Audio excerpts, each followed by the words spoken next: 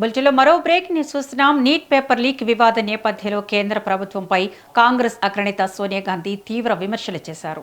విద్యార్థులను దేశద్రోహులుగా చూస్తూ మోదీ ప్రభుత్వం అనైతిక చర్యలకు పాల్పడుతోందని ఆరోపించారు. గత 12 ఏళ్లలో 152 పేపర్ లీక్ ఘటనలు వెలుగు చూశాయని పేర్కొన్నారు. తమ హక్కుల కోసం పోరాడుతున్న విద్యార్థుల ధైర్యానికి ప్రభుత్వం దౌర్జన్యంతో సమాధానమిస్తోందని విమర్శించారు. విద్యార్థులపై టియర్ గ్యాస్, పెల్లెట్లు ప్రయోగించడం అత్యంత దారుణమని సోనియా గాంధీ మండిపడ్డారు.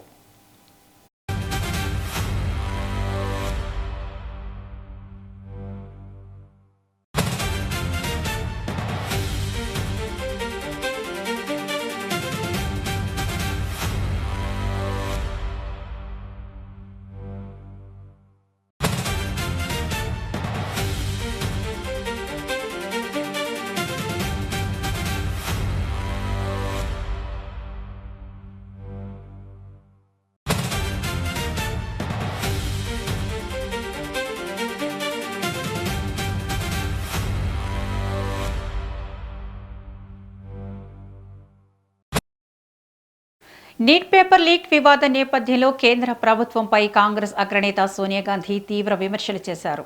విద్యార్థులను దేశద్రోహులుగా చూస్తూ మోదీ ప్రభుత్వం అనైతిక చర్యలకు పాల్పడుతోందని ఆరోపించారు. గత 12 ఏళ్లలో 152 పేపర్ లీక్ ఘటనలు వెలుగు చూశాయని పేర్కొన్నారు. తమ హక్కుల కోసం పోరాడుతున్న విద్యార్థుల ధైర్యానికి ప్రభుత్వం దౌర్జన్యంతో సమాధానమిస్తోందని విమర్శించారు.